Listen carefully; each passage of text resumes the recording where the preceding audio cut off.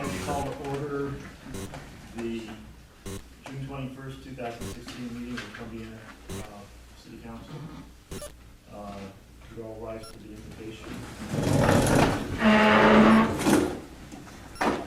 Lord, bless those who hold office in our government. Help them to do their work in a spirit of wisdom, kindness, and justice, and to use their authority to serve our citizens faithfully. In your name we pray. Amen. I pledge allegiance to the flag of the United States of America and to the republic for which it stands, one nation under God, indivisible, with liberty and justice for all.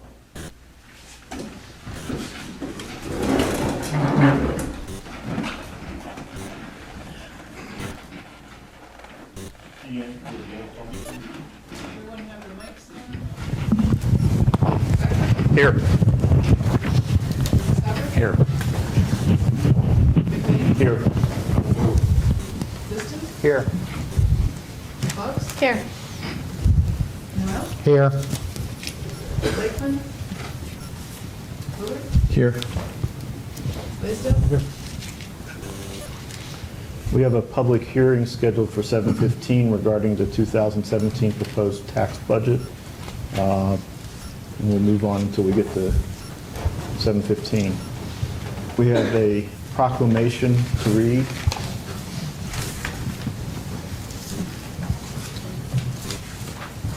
Whereas the Columbiana and Middleton Ace Hardware has rendered service to our community by performing much-needed repairs on the gazebo in Firestone Park. And whereas the Columbiana and Middleton Ace Hardware donated materials, paint, stain, and employees donated many hours of their valuable time, their tools, their skills by pressure washing the gazebo, repairing handrails, replacing wood that needed replaced, and painting and staining the gazebo, all of which work deserves special recognition. And whereas donating these services to preserve this treasured asset of Firestone Park has earned them respect and appreciation from all city officials as well as the community as a whole. Now therefore we, the City Council of Columbiana, do hereby proclaim our appreciation to Columbiana and Middleton Ace Hardware and do further express our gratitude to them for their dedication of service to the city and its citizens.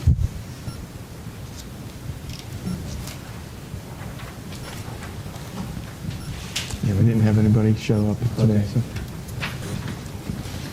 So. You all received copies of the Board of Zoning Appeal meeting minutes of June 9th and the Planning Commission meeting minutes of June 14th, 2016. Are there any comments or questions on those minutes? No, but we do need to go back and approve our regular minutes. Oh, I'm sorry, I skipped that, didn't I? Thank you. Approval of minutes, everyone should have received copies of minutes. Are there any questions or revisions to those minutes? I would like the minutes to reflect my desire to have casted a verbal vote versus the paper ballot for Planning Commission.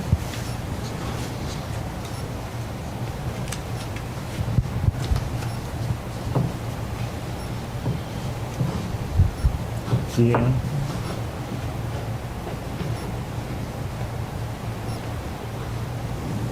That will be up to the desire of council if they wanted to move to amend the minutes to reflect that. Okay. It would be a vote of council to. So you're making a So motion? I'll make to- that motion then. Okay. We have a second? Second. Any discussion?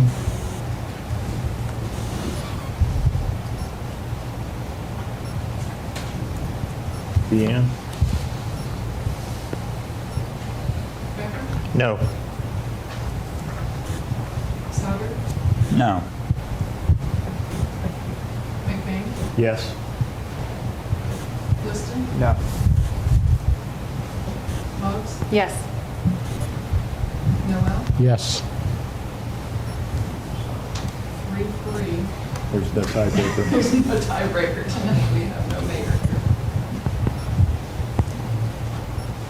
That means it fails, correct?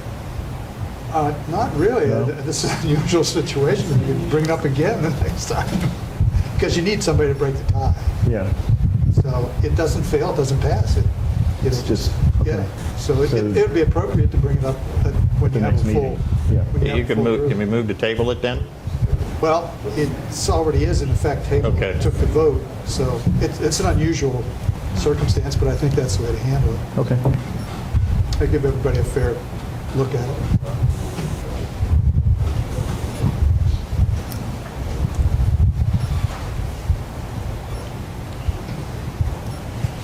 Okay, now, going back to the boards of, reports of commissions and boards, are there any comments or questions on the zoning board of appeals or the planning commission meeting?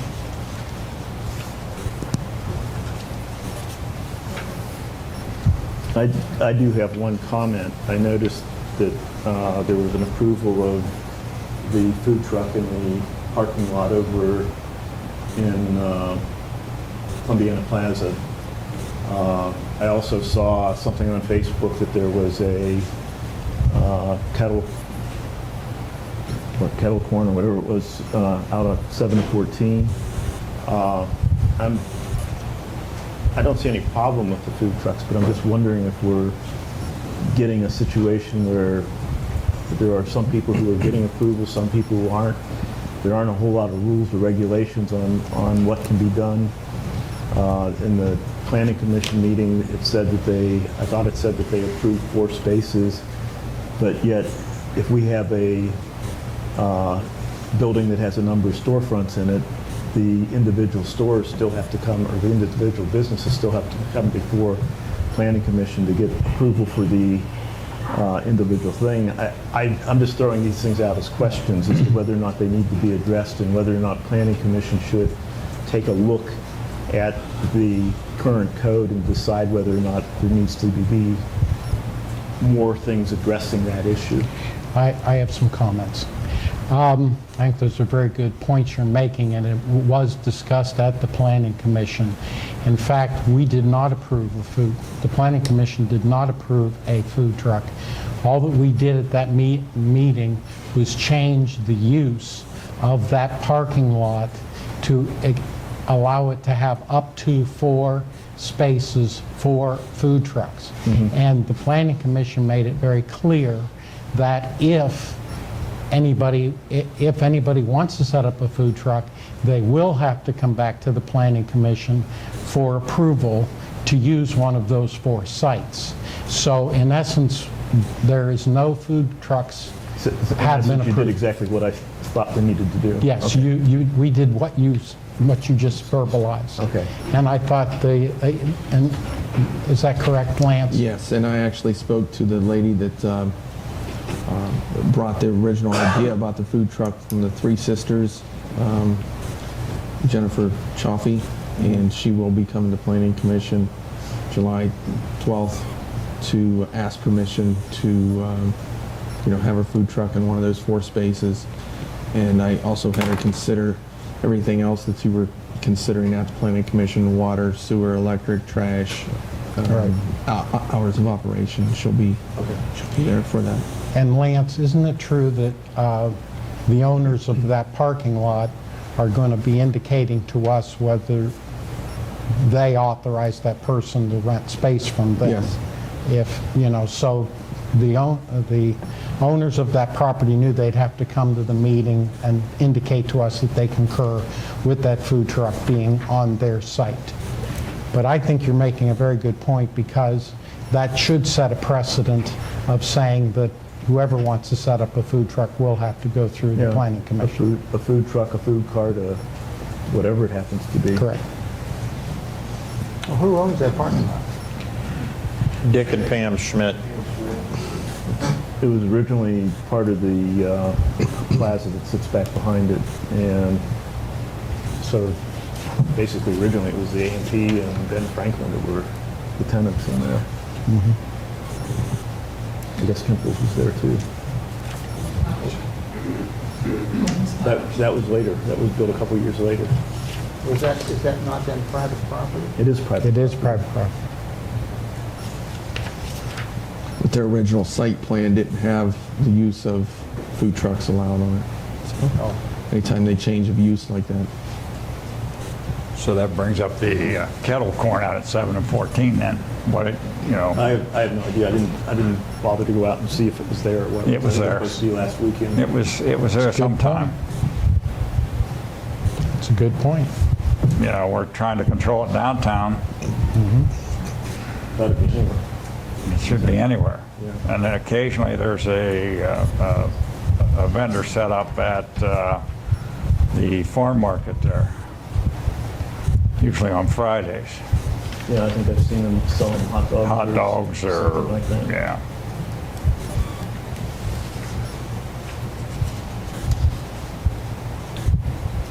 So that's something I think Planning Commission obviously needs to look into more and follow up, maybe have August, talking to the different individuals that are setting up and not coming forth I to the agree. meetings. I agree. I agree. Yeah. The onus falls on the property owner, as in this situation, and the truck stop and the farm market. If they allow someone to come in and do that, they have a problem, because they have a site plan that doesn't include that kind of thing. It's the same as allowing people to sell used cars on those lots. And we've dealt with that the same way. So we've gone to the property owners and told the property owners that unless you come into the planning commission and ask for a review of your site plan to allow the kettle corn or whatever else is going on out there, it's your responsibility to make sure they're not there.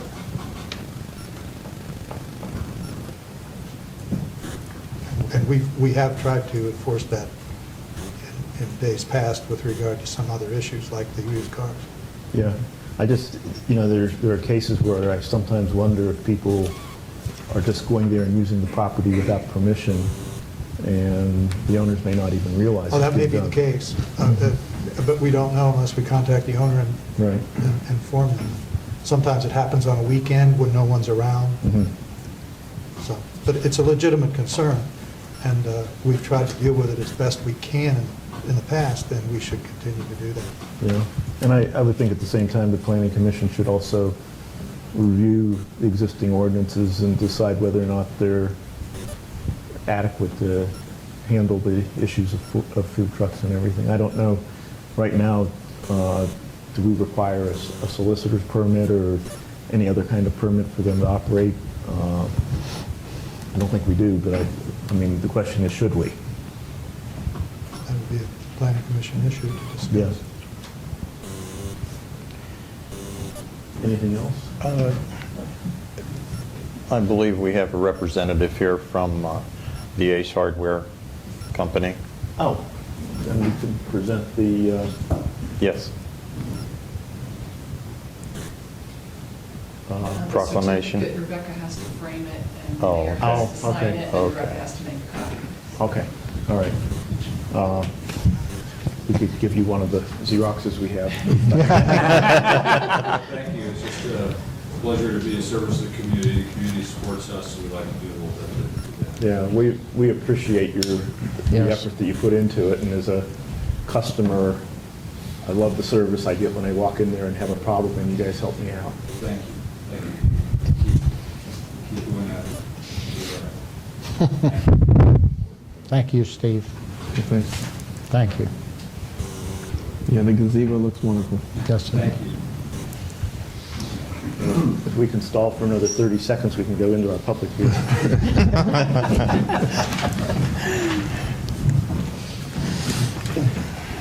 I think we close enough, Dan. Okay, I'd like to open a public hearing regarding the 2017 proposed tax budget. Mike or Lance, would you like to explain what's going on with this? We do this every year. Right. This is basically a formality that's required by the LRC. It has to be passed by July 15th, and it's being the county auditor's office by July 20th. So our next month meeting is July 19th. That would have been too late to pass it. That's why we're doing it tonight.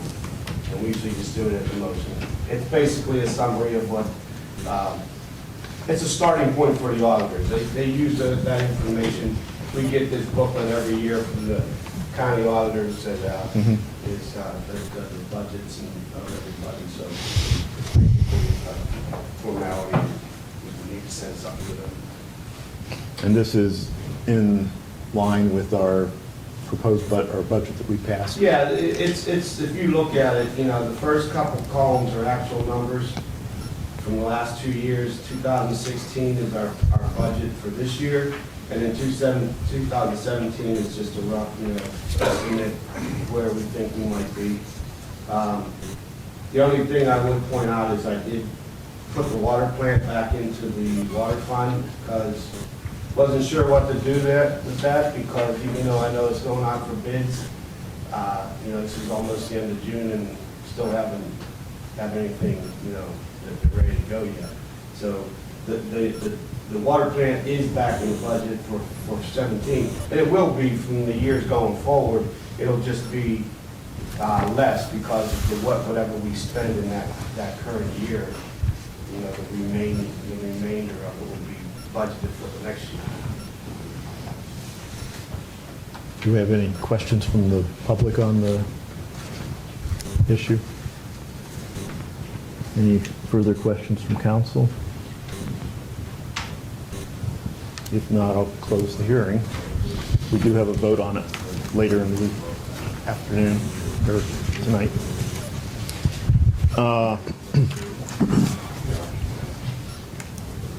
Recognitions of persons desiring to appear. Jake Kellner regarding discharge of firearms inside the city limits. If you'd like to come up and state your name for the record. My name's Jake Kellner. I'm here with Kellner Range and Supply. I was here a few months back in February, presented before everybody here for simunition fire. And that passed through. We did open up a simunition fire range. We're getting law enforcement in. We're getting a lot of people to come in and do training, further training with firearms to be able to safely handle and discharge. That is all being already done and taking place. We are now searching for going the next step and having a outdoor live fire range. To do that, we have to go back to the ordinances, and that's part of the packet that I included to everybody on the front page is the ordinance number. The new addition was in there from February on the bottom was one of the exceptions.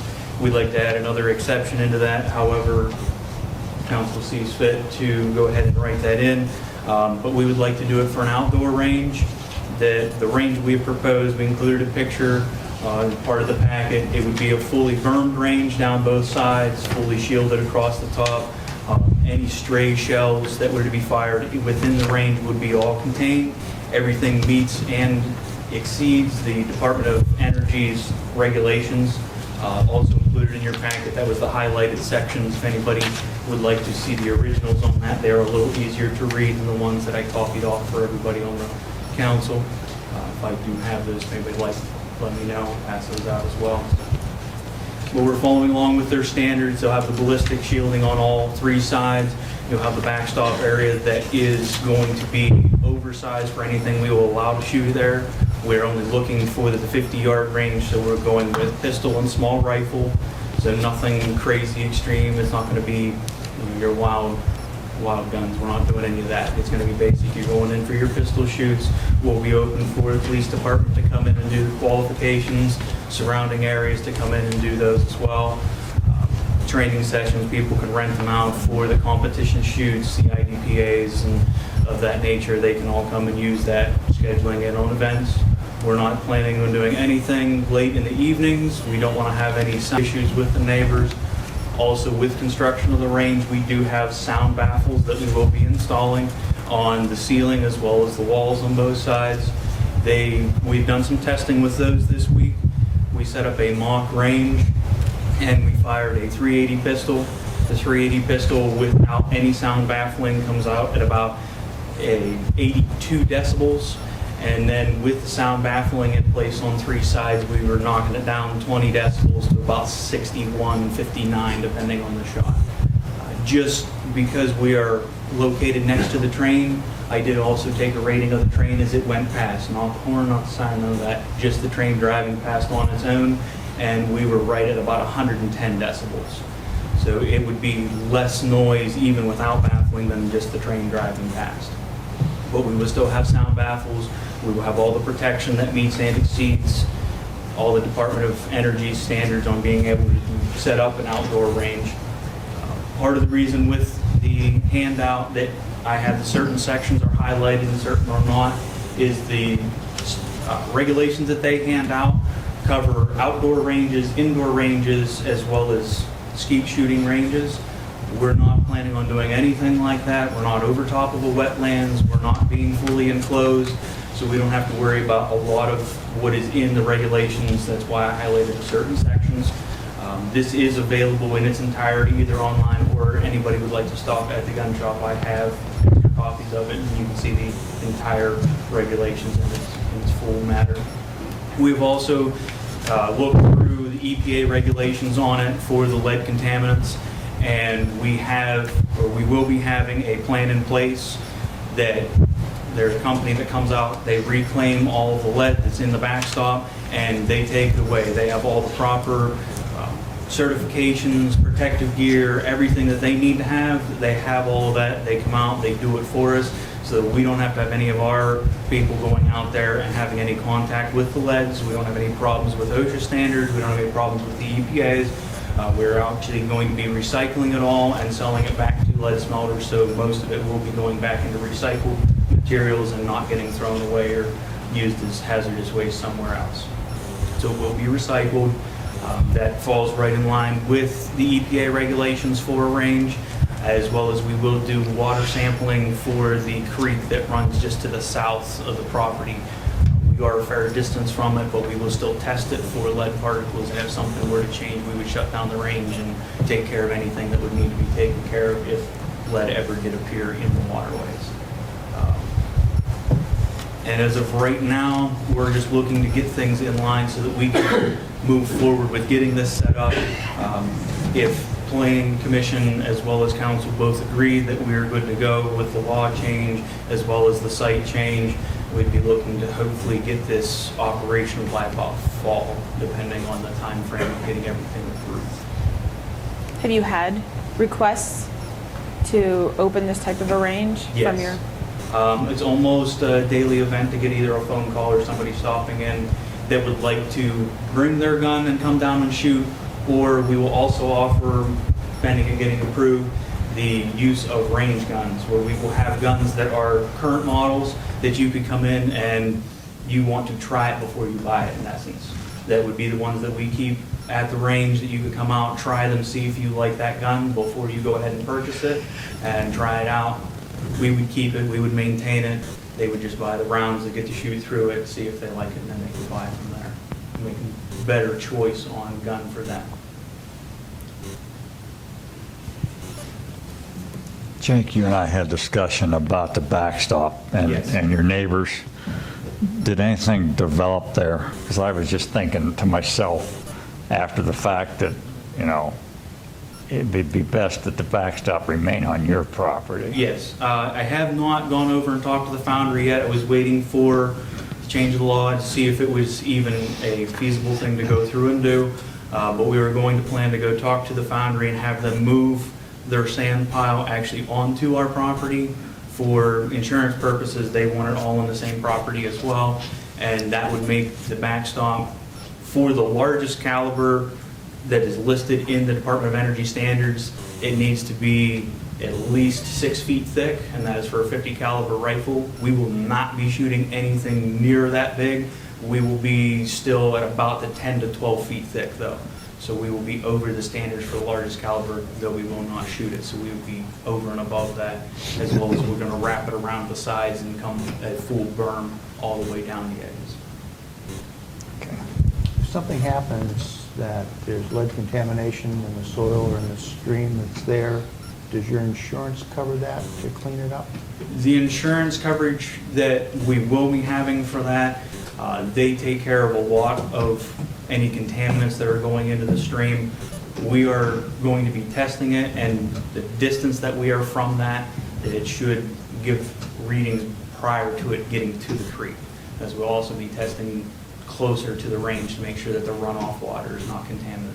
That's mainly where the problem comes in with the runoff water, but most of that will be contained within the range. And because of the sandy soil, it just lets the water pass through it. It doesn't hold it there to actually pick up the contaminants from the lead over the time period of it just sitting in the water. The reason for that question was just that if something would happen, and sometimes those cleanups can get pretty messy and expensive, it might be easier for you just to shut down and leave town than to worry about it, and then we'd get stuck with. That was the reason for the question. Part of the company that we are looking at using also for the lead reclamation that comes in and does just a regular pickup of bullets. It will change over time of how much use the range gets, but they also come in, and if there is any other contaminants that they need to pick up, they have the ability to do such as well.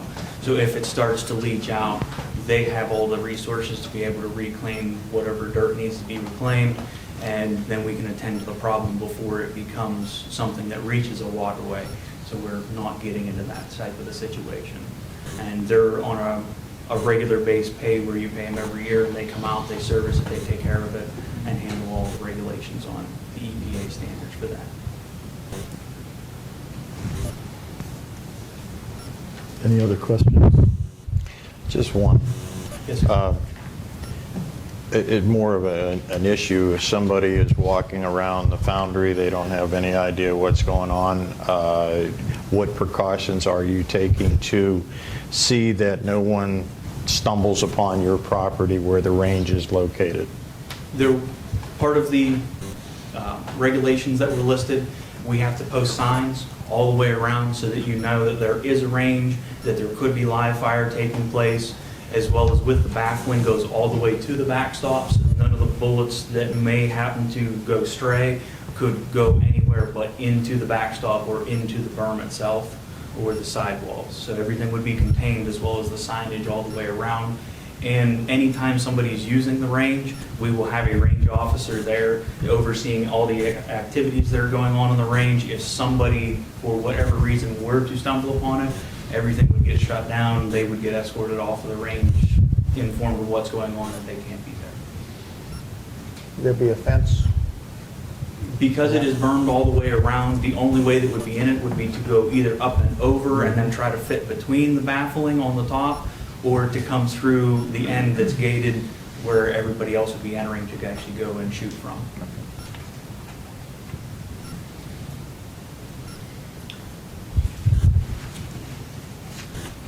Well, obviously, if we want to do something with this, we're going to need a ordinance prepared.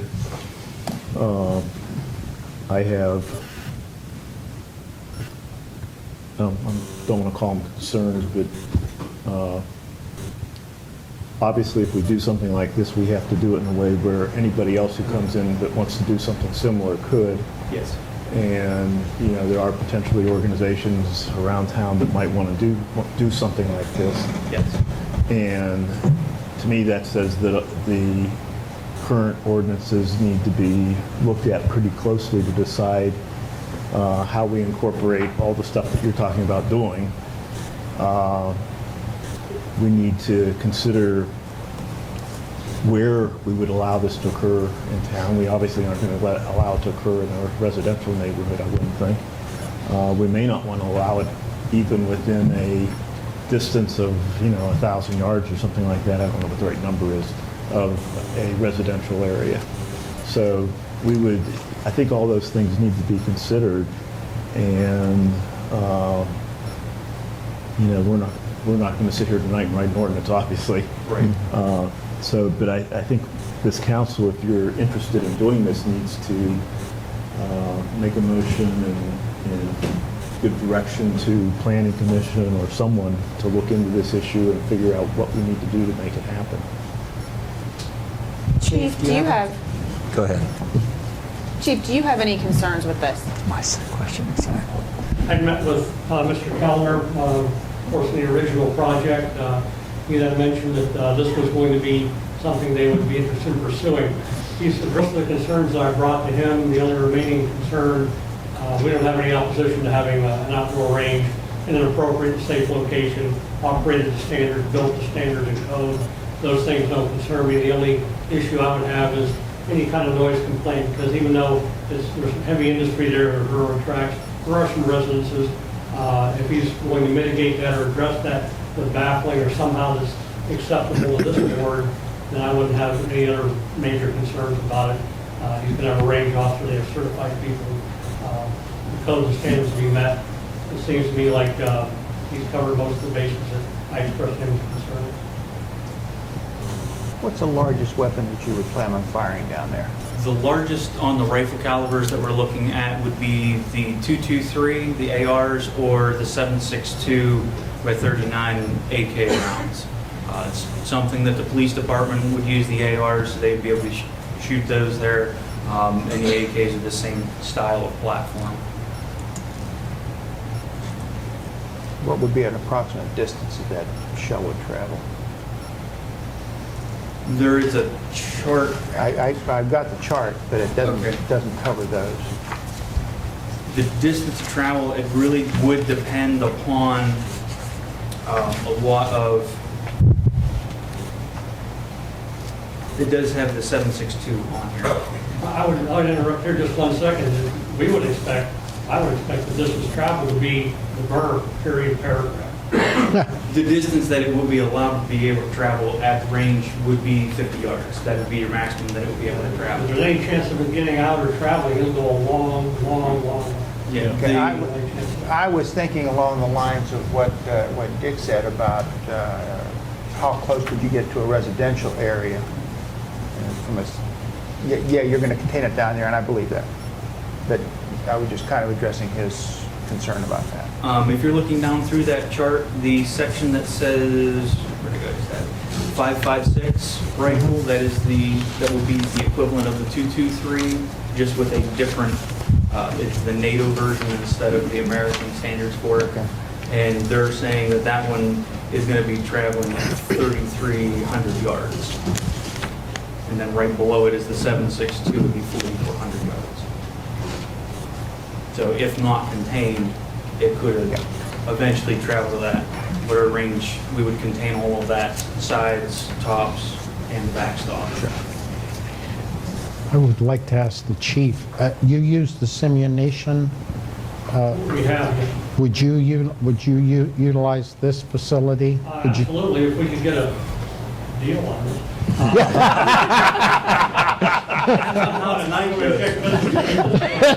Right now, what we do is we use the sheriff's range, which is, of course, out by on County Hill Road. And you get into travel time and That's what I was all this wondering. overtime. If we have it right here in town, you report to work and we cycle you through possibly on duty. And so I see some overtime savings, I see some convenience factors, wear and tear on cars, all the things that would go with having a local option, provided, again, that we get some kind of a good deal on use of this. Thank you. And the one concern I talked about, Jake, a little with at the planning commission was, would there be some way to simulate a a mock practice, with these decibels? Are we going to get 40 complaints in that area? If you could create whatever that number is, whether it's 82 or 100 decibel for an hour, 2 hours, I don't know how long you're, so we can kind of gauge if we're going to, see some or hear some problems. So I don't know if you'll be able to do that, but you did a little bit of testing there, but how long would somebody be renting, if they came down there? Most people, after talking with the guys that have the range up in Austintown, that's the indoor range, most people come in and rent for an hour. Some of them shoot for 10 minutes, some of them shoot for the full hour. Normally might go through 100 rounds in that amount of time. So it would only be 100 shots within that hour stretch. What would your hours be? We would be a night or two, or an evening or two a week, and then a Saturday. We would not be looking to go anything late into the evening. Nothing, our shop hours are already till 8. We would not go anything past 8. We wouldn't be doing anything early in the morning. We don't have any current setups to do any lighting back there, so we wouldn't be doing any dark night training or nothing like that. So it wouldn't be at any times that would be high inconvenience. Normal gas-powered lawnmower, the decibels are anywhere from 90 to 106. So, be better than that. Yeah. Well, when you said you were down around 60, 61, We were down around 60, and we had one test done at 5 feet away. We knocked it down about 20 decibels, and another test we did at 25 feet away, and it knocked it down a little bit more, but we were starting to get some artifact coming in because we had other things going on that were starting to bleed over in our test. That was a 380 though, right? That was a 380. Basically a pea shooter. It is a smaller pistol. It's a 9mm short. That's what we had, and I was going outside of the city limits to do this testing and set up a small mock just to try out our panels that we have currently the ability to test it. most of our noise ordinances, as I recall, have the limit set at the property line, as I recall. And I think that would be something else we'd want to have in it, that there'd be some standard that would be needed to be met, and it would be met at the property line, not necessarily right at where the range is. Okay. So, anyway, those are all the kinds of things that I think would need to go into modifying ordinances that would allow it to happen. Again, it's up to this council to decide whether or not this is something you want to see happen. Yeah, one of my questions on the noise, and I don't, but you were firing one gun, and you have 6 or 8 lanes. I don't know how many lanes you're going to have, you know? 7 to 10, depending on whether it's rifle or pistol. Okay, so you've got 10 lanes, firing at the same time. What's that do for your noise? You know, I don't. It does change the noise level. The height of the decibel is still going to be whatever gun puts off the loudest kick to it is going to be your highest decibel point. And other than that, it's going to make it more of a solid instead of spikes with your decibel ratings. The mock setup that I have, I only currently have 3 panels, and they are a 1x2 panel. So I don't have a whole lot of them to be able to play with and make a larger test area to be able to fire multiple guns that are too big of a caliber. I don't have the space to do it yet. I can attempt to build something, but I don't really know what I need to build as of yet, what I have the availability to be able to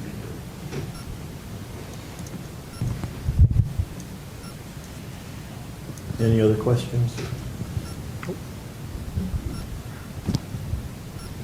Thank you. Thank you.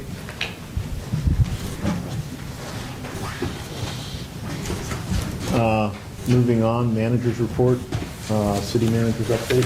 Okay. We had a pre-bid meeting for the water plant here last Wednesday. Various contractors showed up, toured, well, actually listened to the engineer first and then toured the site. Actually went out to the well sites, and that bid opening is on July 7th. And again, we'll have those bids ready for you on the 19th for your consideration. The EPA did send their comments back regarding the waterline project. I talked to Hausenberg and Arcadis, and they're responding to those, and they think they can address those, and we should be going out to bid very soon on that waterline project. Definitely, I'd say before the next council meeting on the 19th. So,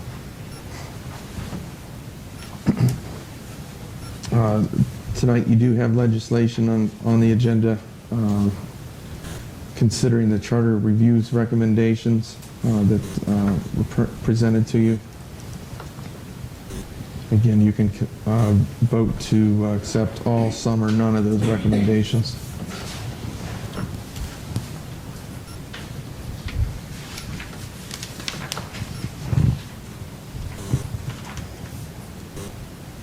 And then the legislation has been put on the agenda accepting the newest version of the codified ordinances. And then you all have new copies of the from American Legal Publishing in front of you. Street department, we've been paving with the help of several other departments. They've been doing a really good job getting things finished up. Because of we were paving all this month, brush pickup was set up for the last week, so last week of June, and rather than the first week. So we will be around next week to pick up that brush probably through the entire week. We patched as needed, and the paving should be complete next couple of days. The wastewater department, they put a new control panel in at East Park Avenue lift station and at Manor Circle lift station with the help of the electric department, and they've been pressing out solids. Water department, Matt and I have been busy with the water line project and pre-bid meeting and the water plant. And they continued to change out water meters. Did have several small water breaks that they did address. Park and cemetery, concentrating on mowing and getting things cleaned up there. I think the park's looking really nice there. And they've been helping with the paving and hauling of the grindings and going to get asphalt too. So they've been a major part of that paving in the last couple weeks. Electric department, Doug's been working with that Crown Castle and our attorneys and the Planning Commission to get that project of those 3 nodes downtown South Main Street done. And we're finishing that up, and they should start their work soon. Again, the electric department's helped with the wastewater staff on those lift stations, and they're working on also all the departments are working with the engineers or town center and Marketplace, which is on the southeast side of that 7 and 14 intersection. We've got our engineers, Dallas Dawson, at the 7 and 14 road widening project, and then we also have the town center and Marketplace engineers, and we're trying to make sure that everybody knows what we're doing, so we're not, for example, moving an electric pole for town center development just to have to move it 10 feet further for Dallas Dawson later. So lots of coordination between water, sewer, electric, and street with Tom Makel's representatives and Howes and Baird and Dallas Dawson. We've been working out pretty good. Last thing is the Chief has something to say about Click It or Ticket. Can you give us an update on that? I can give you an update on that. The Click It or Ticket campaign is, as you know, a nationwide campaign to promote traffic safety. The 3 pillars of traffic safety being seatbelt stabilized, speed kills, and remove our drivers.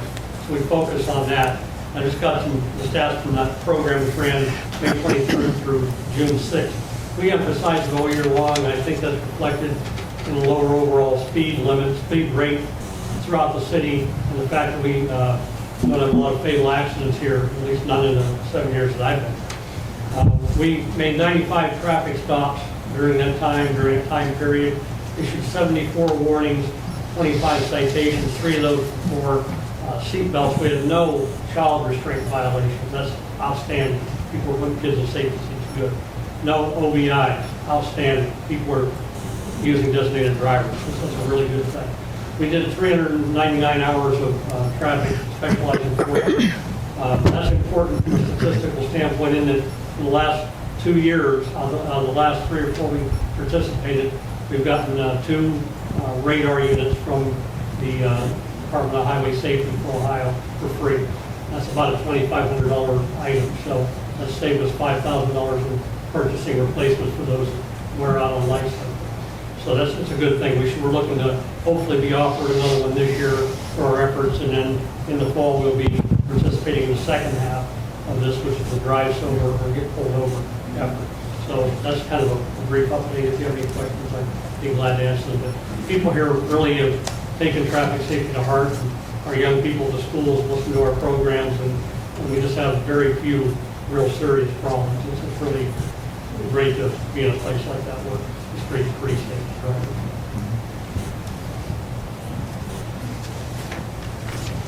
That's all I've got. Okay. Everyone should have received the mayor's court report. The mayor's not here, so I'm not going to answer any questions on that if you have them. Review of the bill list. Any questions on the bill list? I don't have any specifically on the bill list, but is there, I know, it might seem petty, but there's 31 pages here and they're one-sided copies. Are we able to double-side these copies and cut our paper costs down in half? I'm sorry, the pennies add up and Absolutely.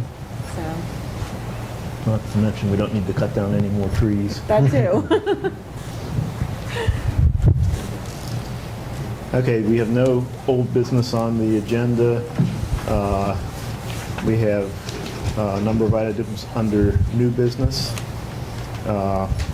Due to the length of the ordinances and that everyone has copies, could I have a motion to read them by title only? So moved. Second. Any comment? Deanne?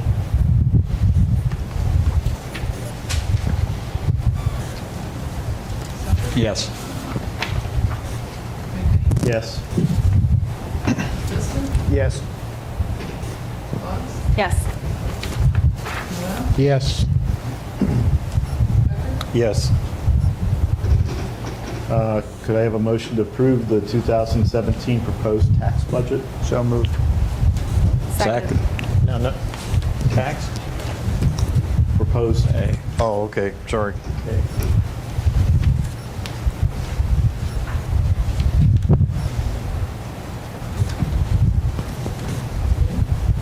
Yeah, any questions? No, no, I'm fine. Yes. McBain, Yes. Liston, Yes. Fox, Yes. Noel, Yes. Yes. Sauer, Yes.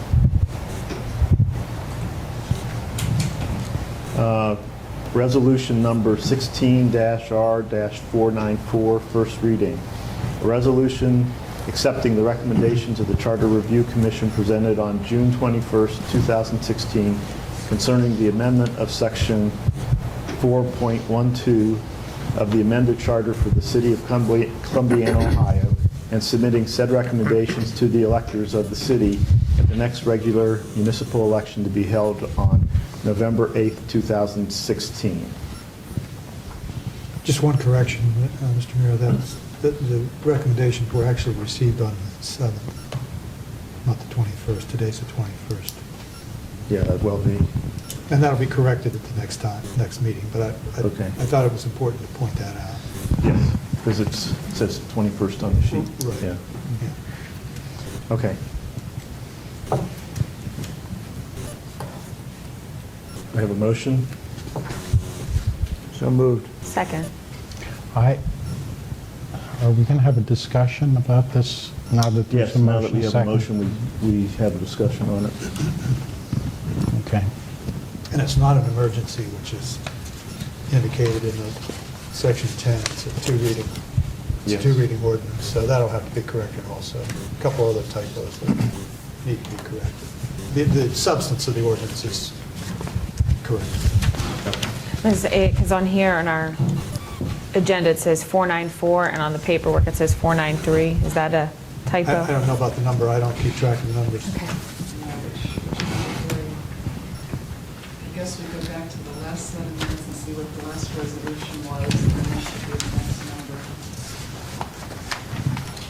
We read 493 at the last meeting, so I would say this should be 494, so it is right on the agenda, incorrect on the copies.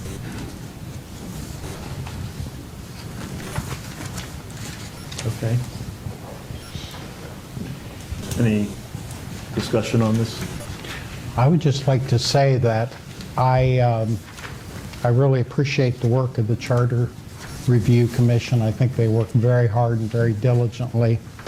I personally expressed at those meetings my concern about making changes, particularly in item 2, because the discussion is that the recommendation was that appointees that if someone resigned from council that was a member of a political party, that the county central committee would make the recommendation instead of the, make a recommendation for appointment to fill the vacant seat of someone who resigned.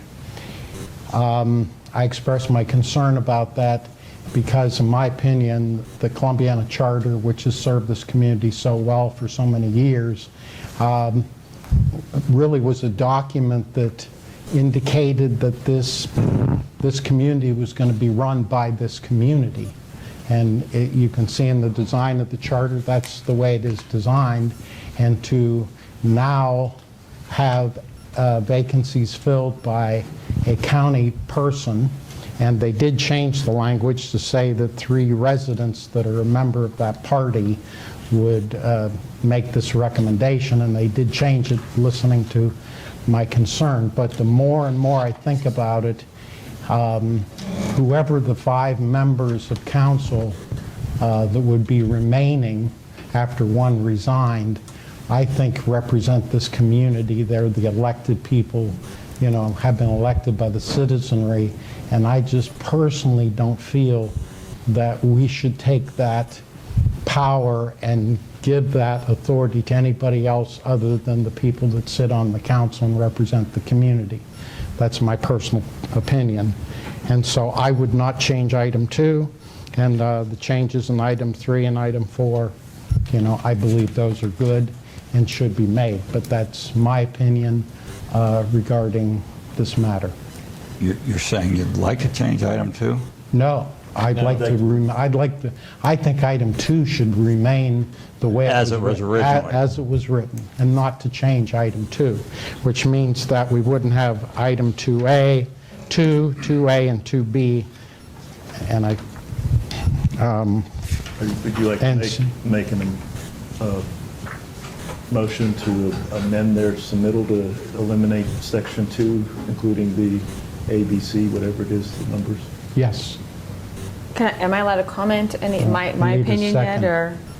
Oh, yeah. I mean, I just asked if you wanted to make a motion, and then if it gets seconded, we still are going to continue to talk about it. Yes. Okay, because I wanted to say what I had to say on number 2. Okay, but we need a second to my amendment. I'll second that. Okay. Now go ahead and tell what your thoughts are in section 2.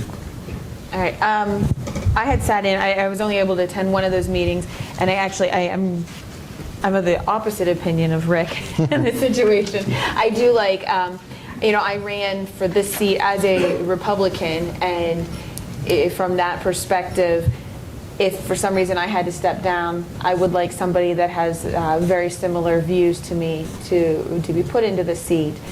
And the people that are voting, if we go as it has been submitted to us, they are actually people that are voted upon by our community to fulfill this task if this situation were to ever arise. So it's not like it's people from Lisbon or Salem or Latonia or anything else. These are residents within Columbiana that are going to vote for these people to potentially fill a seat.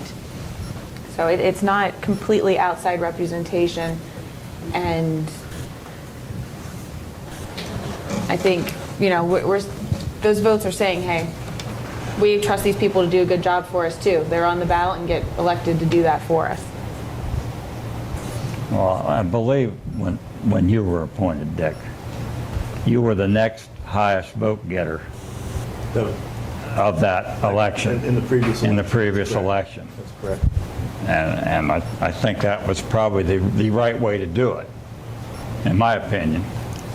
And I got to agree with Rick here. I think politics should be left out of it, personally.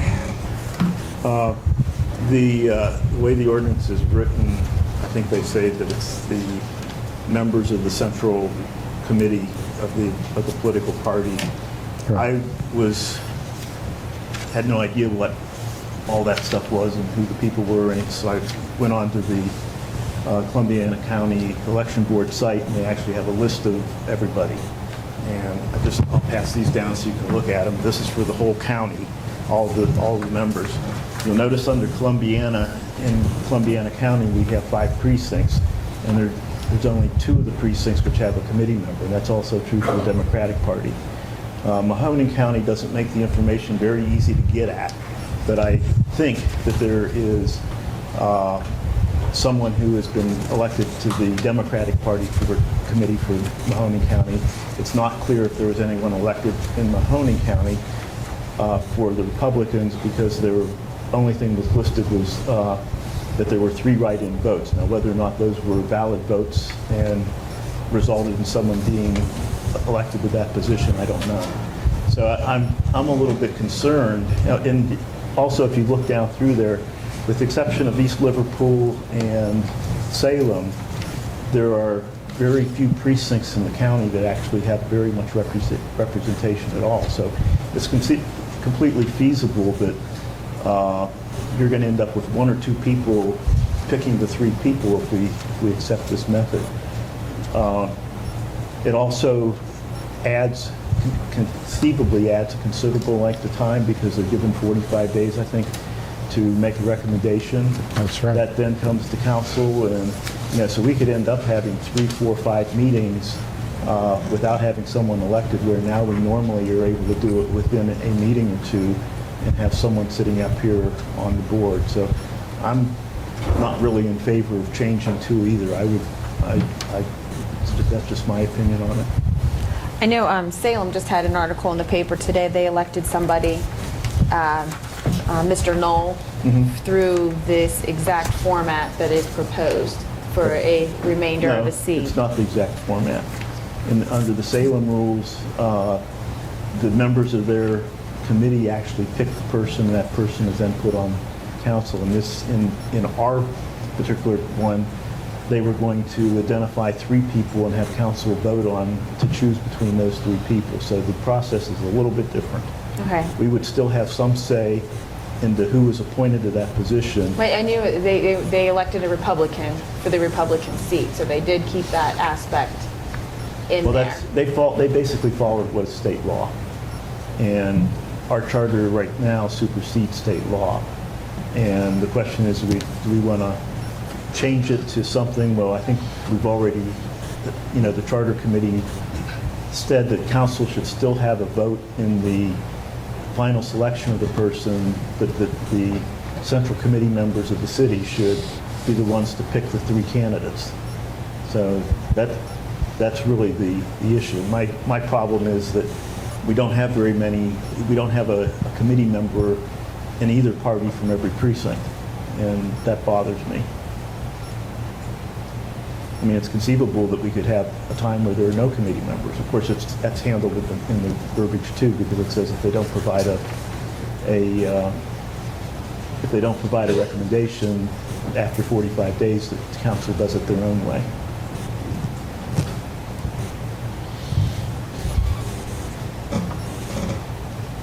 Other comments?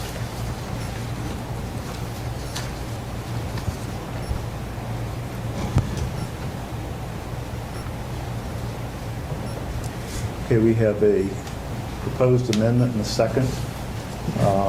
Deanne, could you take roll call, please? Are we voting on the, We're voting on the amendment to remove section 2 from the we're recommendation. voting on Rick's amendment, okay. And that is to reread that, please?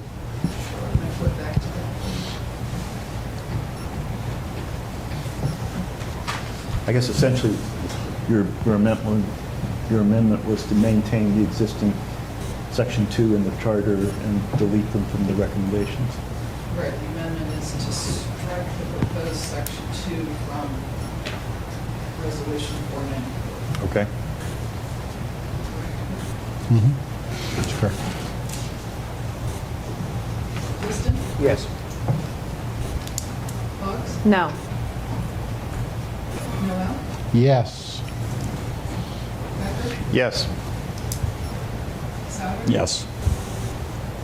McBain? Yes. Amendment passes. I wanted to clarify something. That was section 2 of Exhibit A. Yes. Not section 2 of the proposed section. Right, that Yeah. was section 2 that starts when the office of the member comes to. Yeah, okay. I just wanted to make sure it wasn't section 2 of the ordinance itself. Correct. Okay. Yeah, that's correct. A and B of Exhibit A. Very good. I'd like to propose one other amendment. Under section 4, filing a petition requires 50 qualified electors in municipality, or petitions containing 50. Running as an independent, the requirement by the county is only 25. I don't know what it is when you ran as a Republican. Was it 50? No, it's, it was like 100 and some. No, No, the 150 would be the maximum you could submit if it was 50 was what 50. you had to submit. Anyway, I would like to make a motion that we change that to 25 instead of 50. Did you say you made that motion? I've made that motion. I second that motion.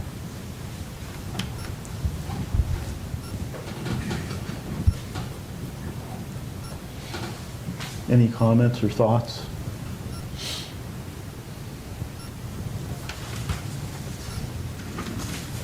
Well, what's going to happen if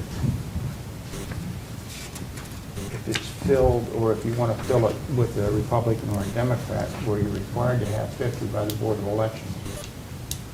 Well, in my case, when I ran, or when I was appointed, I had to run for the subsequent election. And the timing of it, I wasn't able to run in the primary. I was running in the general election. And normally, that would have required 25 signatures, but because our charter said 50, I then, had to provide the 50 plus the extras to make sure that they weren't thrown out. And I'm just suggesting that making this 25, which would be consistent with what an independent running would do, seems reasonable. Well, I'm just concerned that That if you run as a Republican or when these- Democrat, that it's going to Well, not allow them to do this. Well, that would be up to the candidate to know that. If they're going to run as a political party, then they would know that they have to get 50. But you can't run as a Republican or a Democrat unless you run in the primary as one. Usually, it's explained to you at the Board of Elections on how many signatures that you would need. I don't know, Dan, what's your thoughts on it? I hadn't looked at that because that's the way it was before. Yeah. Your purpose is to make this easier for the person to get the signatures. Yeah, obviously.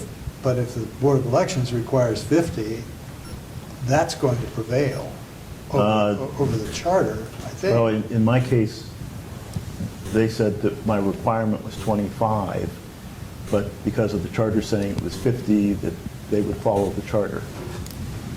independents require 25 by the Board of Elections. Yeah, I was going to say, you didn't run as a Republican or Democrat, right? Well, I couldn't run as a Republican or Democrat because, I know, that's what I'm saying, maybe that's why it was only 25 in your situation. Even though it was not the primary, it's still, I'm thinking maybe it was only 25 but see, because you were an independent. Yeah. I just didn't I just wanna make sure we don't people to get down to change. the Board of Elections and find out that, oh, I don't have enough. I only got 25 because that's what the city said. Yeah. But you have to go there first. You have to go to the Board of Elections first to get everything, right? No, maybe we shouldn't change this. I think it would be wiser to leave it as is. I'll withdraw my Be amendment. consistent with the Board of I'll Elections. withdraw my second.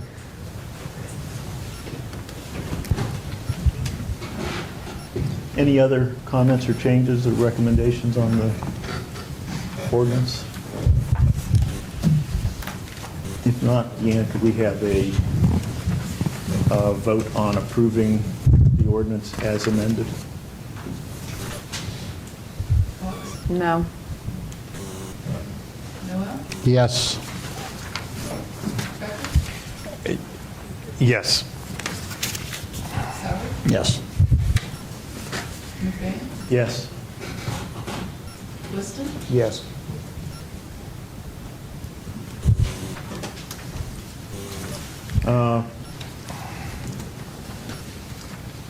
Next ordinance is ordinance number 16-0-2872, first reading.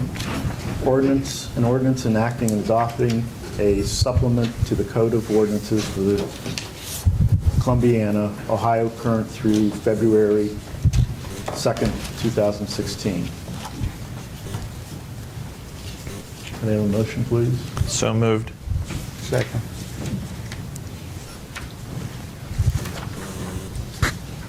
Any questions or comments?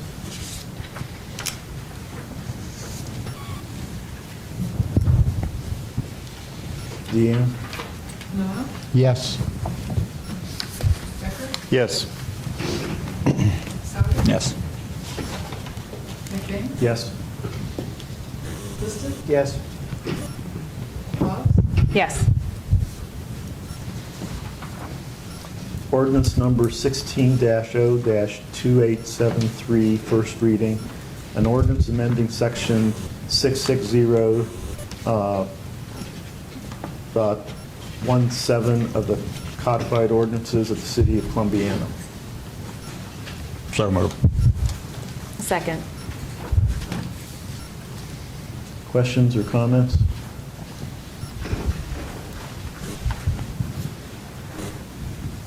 This specifically deals with, Weeds. The high grass weeds.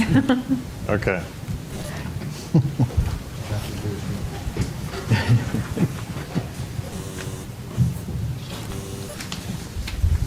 Any other questions? Deanne? Yes. Souter? Yes. McBain? Yes. Liston? Yes. Boggs? Yes. Noel? Yes.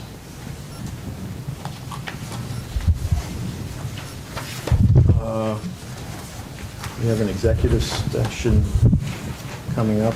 Are we going to have any action afterwards? Probably. Probably.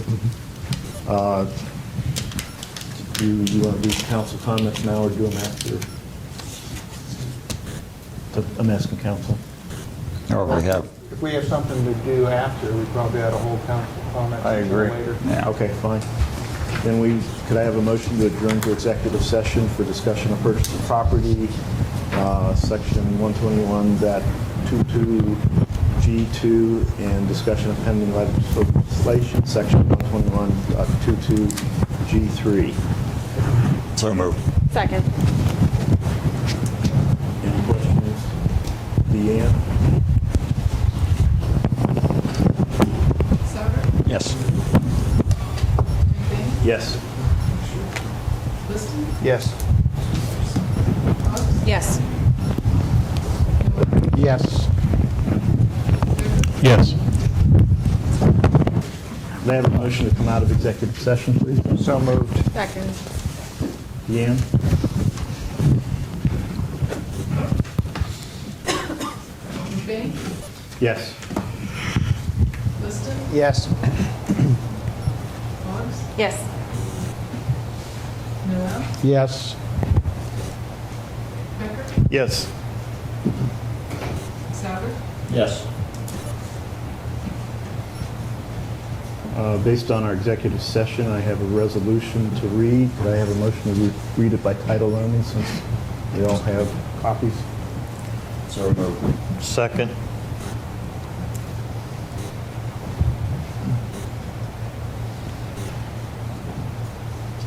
Deanne? Liston? Yes. Boggs? Yes. Noel? Yes. Becker? Yes. Souter? Yes. McBain? Yes. Resolution 16-R-494, a resolution repealing Resolution 16R-491 passed on May 3rd, 2016. So moved. Second. Any discussion? Is that the right I number? believe that would be 496, because remember that other one was misnumbered. Okay. Well, No, this, the other was an ordinance. This is a resolution. 493 is 494. I think it is up. Okay. Yeah, 494 we use. Yeah,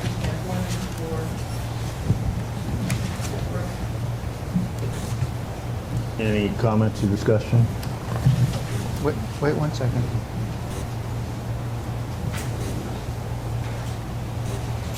I thought the resolution accepting the recommendation of the Charter Review Commission ended up being 494. That was an ordinance. That was an ordinance. This is an R for resolution. Well, this says 16R 494. It says a resolution Charter accepting. review is 494, but he said this one's 495, so okay, it's the next one. No, This one read this read 494. 494. It reads 494. So it should be 495. 495, okay. Okay, resolution I don't 16. have a copy of it, so I will need a copy right away, so I can get it from them. This one's 495.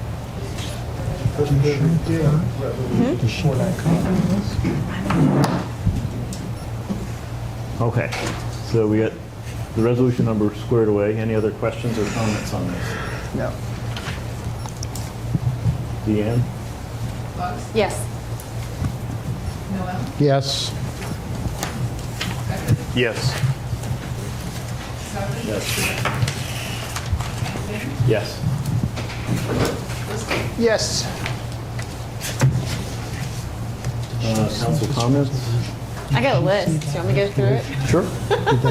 All right, first one, discussion today I noticed on Facebook, Funland, and how much of a disrepair Funland is. And I will tend to agree with some of those comments about the swings. When my daughter was there for their picnic at the park at the end of the school year, those kids, I was lifting them up onto the swings and they're still quite a distance. We need to get that mulched. I know Restoration's trying to do some stuff for Funland, but I don't know how quickly they can move on anything. There were people complaining about the lack of swings, people complaining about a lot of teenager activity that they felt was inappropriate. And I think that one of the things that we need to do as a city is think progressively. Our teenagers get in trouble, or maybe they're doing things that are annoying to the families that have little kids, or maybe they are inappropriate actions. So we need to look at a way to entertain those teenagers. I know somebody said, oh, well, there's basketball courts and tennis courts and this, that, and whatever. I don't know how many kids actually own a tennis racket anymore. I don't know how many kids own a fishing pool, for that matter, is one of the suggestions. So you can't expect your teenagers to participate in activities that have maybe gone to the wayside, when now they have, you know, a lot of them have skateboards and the scooters that are done for fancy tricks and stuff. I'd really like to see if we can find a way to incorporate more activities for our older citizens in regards to the children ages, so that they're not feeling like they can't actually hang out at the park and do stuff there. And maybe it'll help keep them out of Funland, and they won't be swearing around little toddlers that are trying to be there. And with that, I know Boardman Park was used as an example. Boardman Park has a very definitive toddler area, and then they have this section that is built more like ours, where the older kids are at. That doesn't curb all the problems, but it definitely gives parents with only toddlers that option, such as like our toddler pool. Helps out with that at the main pool. So that was my number one on my list. Anybody else want to input before I move on, or? Well, I would agree with you. Living right next to Funland, teenagers have frequently been a problem. They sometimes get destructive. There's been boards knocked off of the fencing that goes around at different times. And probably the biggest problem is in the summers late at night. We can complain to the police and so on, but there's only so much they can do. And we need parents to be parents and make sure your kids aren't out at night doing things they're not supposed to be doing. They do try to light it up, but that light goes out every once in a while. I don't know if it burns out or gets broken or whatever, it sometimes is a problem. I don't like it because it makes it a lot harder for me to look out my telescope, but it is needed for security. I think probably one of the things that I would suggest is to make the park board aware of these issues. You know, you start from the base up, and that's where I think you know, it might proceed better from there. Maybe some of their suggestions also, and then bring it kind of set at the top down, the bottom rising up. I think Terry's been very proactive at trying to clean things up in the park. Oh, make things absolutely. look better. Yeah, I had asked him to stay, but Yeah. we missed him by 5 minutes, so. Yeah. Go on. Yeah, I think, and with that, you know, I did go and look at the spring that got cleaned up, and I thought it looked very nice. Terry took the time to show me where that was at and stuff too, so, yeah, he is doing, I just, you know, he's only one person. That's And right. if somebody brings up things like that on Facebook, we need to, It needs to you be know, communicated. it needs to be It may communicated, not. so I don't know, Lance, would that be You know, and if you could something? encourage them to use our reporting tool, it's online. I mean, it really works well. It does work well, I've used it. They've used it this week, and, you know, it just comes in and it's automatically distributed to the particular department that it needs to go to, and I'm carbon copied on it, and I'm able to track that and follow that and make sure that, you know, it doesn't get lost. All right. So, actually, Brian texted me the parts of Facebook today, and I had to take the time to, you know, write an email to Terry today, and, you know, whereas if we could start using that recording tool, that'd be great. And then with Facebook, the city's Facebook page, I know that, I believe it used to be Sean Capp that used to maintain that, and he is no longer in charge of maintaining that. It was brought to my attention that there are people posting questions and asking things on there and not getting a response, and they're over a year old, some of these questions, so I went on there and I said, you need to contact City Hall, you know, I pointed them in the right direction, so they got responses.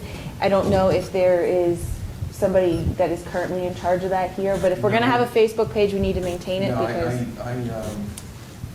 we have not maintained that. I don't know why it's still on there. I thought we were, I know the police is active, but we're not actively treating or managing that Facebook, so. Okay. Then it needs, yeah, it should be taken down then, because people are still using it, and trying to find information, and Yeah.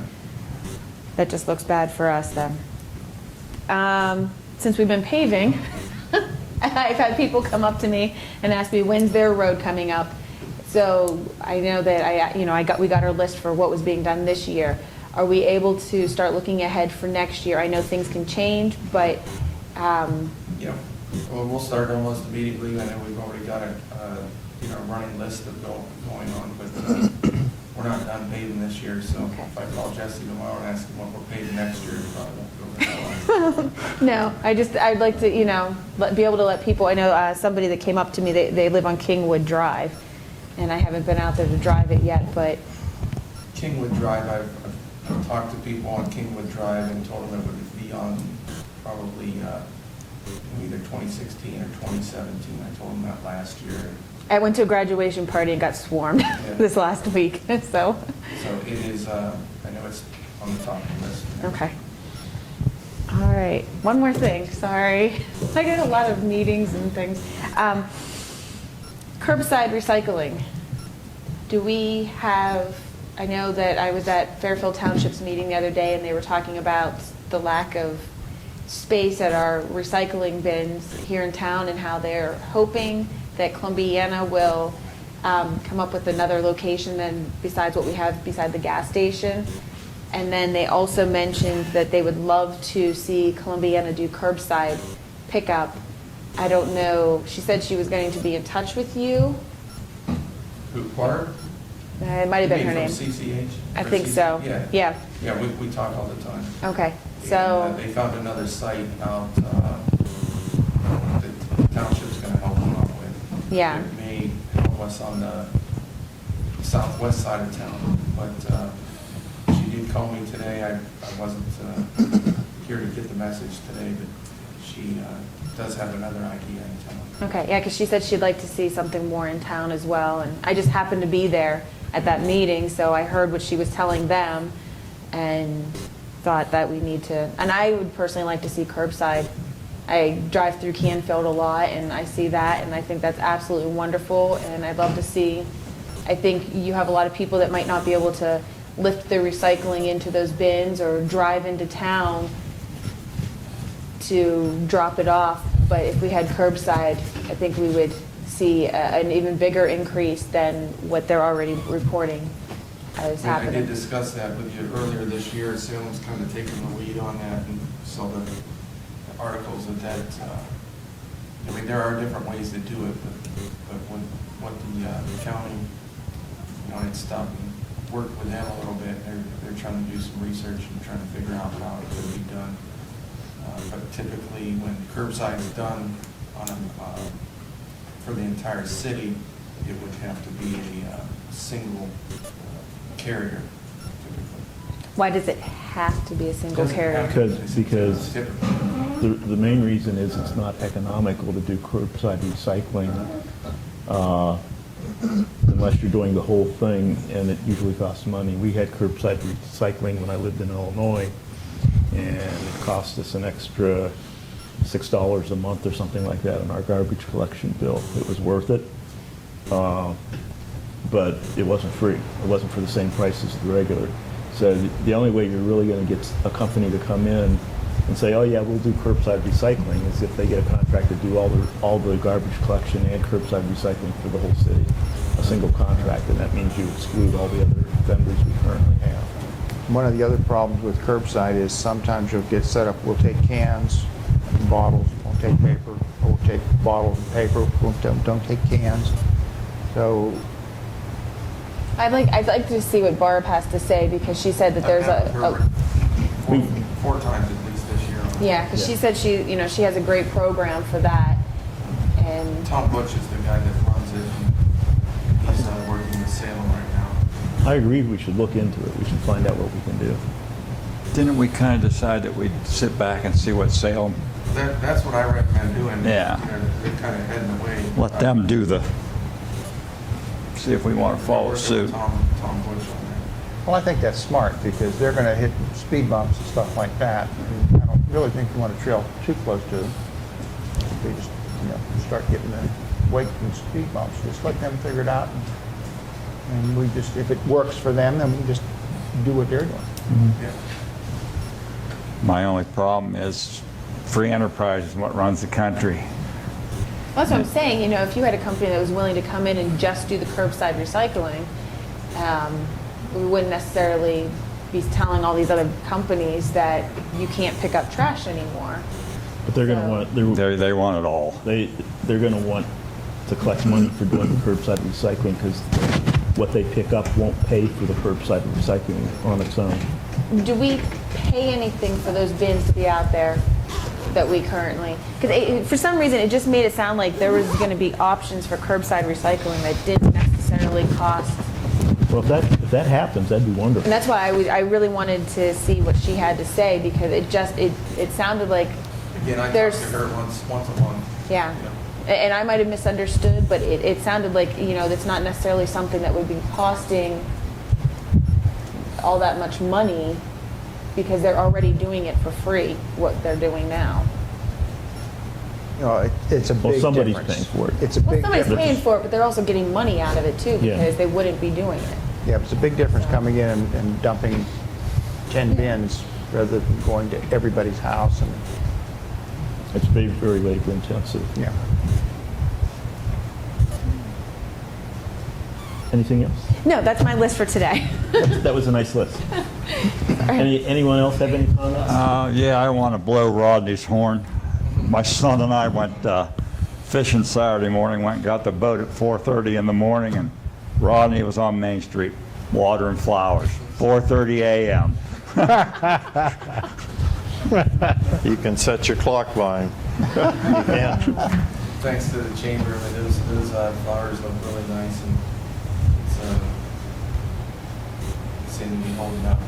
I saw a basket laying on the ground the other day. Was it just a bracket that had broken or something? I have no idea. He could have been, I mean, if it's still there, I need, I'll find out, but he may have, It was like up in the circle area. Check and see if there's any eggs in it. It could have been the Easter bunny too, you never know. Yeah, I just have one comment. You already raised it, Lance. Yeah.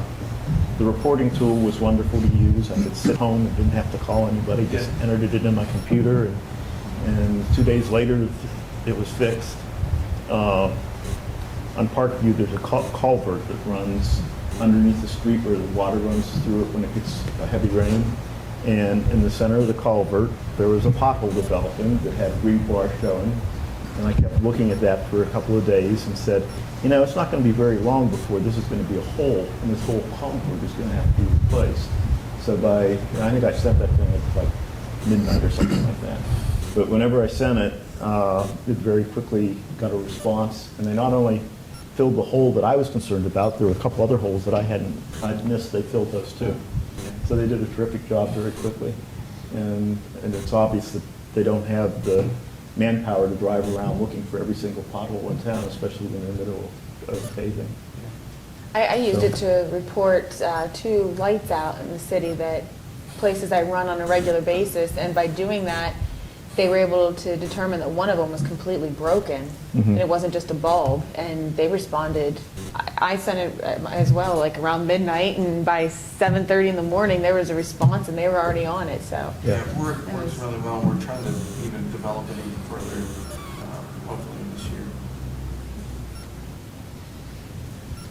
Anything else? Motion to adjourn? So moved.